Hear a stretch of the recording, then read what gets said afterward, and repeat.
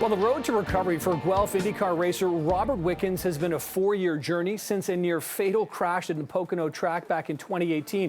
And thanks to a bit of specialized tech from Hyundai and plenty of physiotherapy, he's going to be racing again at Daytona this weekend.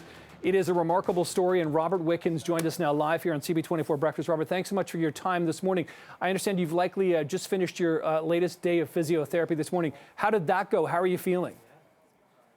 Yeah, feeling good. We're just getting the day started. You know, it's race day here in Daytona for us in the IMSA Michelin Pilot Challenge, and like you said, it's going to be my first race back since my accident in August 2018. So long anticipated, but I'm looking forward to it. Yeah, I mean, it's amazing. If anybody isn't familiar with that wreck, you know, it was so devastating. You lived through it clearly. How do you feel now getting back behind the wheel into a racing scenario? What's kind of going through your mind, through your stomach, through your heart? I mean, at the moment, it's more excitement than anything, you know, especially I've had a lot of time to envision what my return to racing would look like. And, you know, sometimes reality is not what you dream up, but we're here in Daytona. I'm loving life. It's great to be walking through the pit lane wearing a fire suit again and kind of being here with a purpose that I feel like I'm born to be. You know, I've been around racetracks a lot since my accident, but to be here at a track getting ready for a race later today, it feels really, really good. It's just got to feel incredible, and it's so inspiring as well, Robert. So can you talk about how your car has been modified so that you can drive it again? Because, you know, as you acknowledge, you have to do everything with your hands. Yeah, exactly. So the boys and girls at Brian Herta Autosport in Hyundai was able to come up with a very great system. So like you said, I have to do everything with my hands. With my paralysis, I can't use my legs for the gas and brake pedals. So everything is up on the steering wheel. So I have a ring on the back of the wheel that I pull towards the steering wheel to slow down, to hit the brakes. And then there's different levers for the throttle and then the upshifts and downshifts. You know, I kind of wish I took piano lessons when I was a kid because I don't quite. It took me a while to get the finger dexterity to kind of know what I was doing. But, you know, I'm getting quicker and quicker every day, and I'm getting more and more comfortable in the car. And I think I'm really excited for the year ahead. I'm going to be competing with Hyundai in the entire championship of the Michelin Pilot Challenge. And this is just the start of what's to come. Yeah, Robert, I'm intrigued because, you know, as a race car driver, you know, pre-paralysis, what happened at Pocono, you were using your feet, you know, for your gas, your brake, your pedal, et cetera, like that. What did you then do with your hands, and how does that change your ability? Because if you're focusing on your accelerating, braking, you know, speeding up everything else with your hands and steering, what have you had to sort of give up hand-wise, or have they been able to encompass everything in your car now?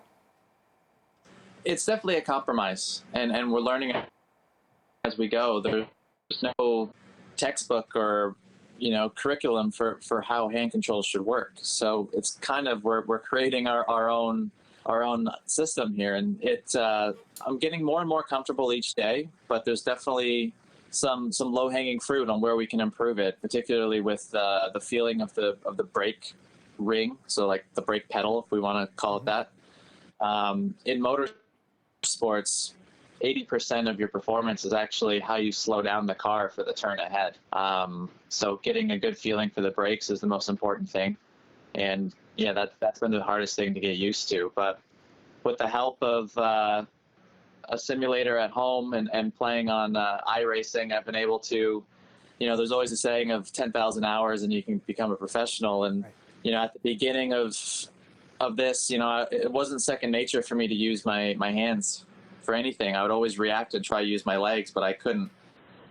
But yeah, I've been putting in a lot of time, a lot of preparation for this, and so far it's going quite well. Robert, you're going to make some history. You're inspiring thousands of people, not just Canadians, but people right around the world. I wonder how that feels, and just, you know, what kind of an impact that has on you, you know, considering where you've been and where you are now. I mean, it's a humbling experience. You know, I think during my recovery, when my wife and I decided to publicize my recovery, it was really to try to raise awareness for spinal cord rehab and what that looked like. Because when we were going through it, we couldn't find what it really looked like. Like what was I getting myself into? And what we didn't understand was the ripple effect of what impact it would have on able-bodied people, on everyday people, on athletes, on other disabled humans. It was an amazing experience to hear the feedback on how I motivated people without actually intending to motivate people. But I'm really looking forward to the race today. Everyone in Canada, you guys can tune in at 1:30 on imsa.com.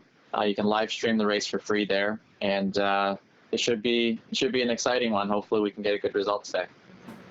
Okay, Robert, listen, we are all wishing you so much good luck in the race. You return to the car, pretty fantastic. Just in the last few seconds or so, can you explain exactly how long you're going to be in the car? I know there's a 24-hour element to this, but you're not going to be driving for 24 hours. No, so our race is actually just a 4-hour race. We're a support class for the 24 hours of Daytona. That starts tomorrow.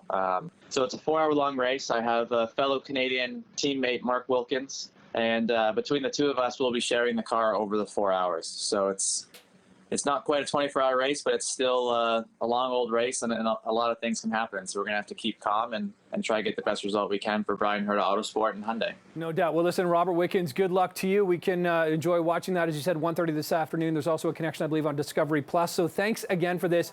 Best of luck. We're all looking forward to seeing how this all works out. It's going to be incredible. Appreciate your time. Hey, thanks a lot. Thanks for the time.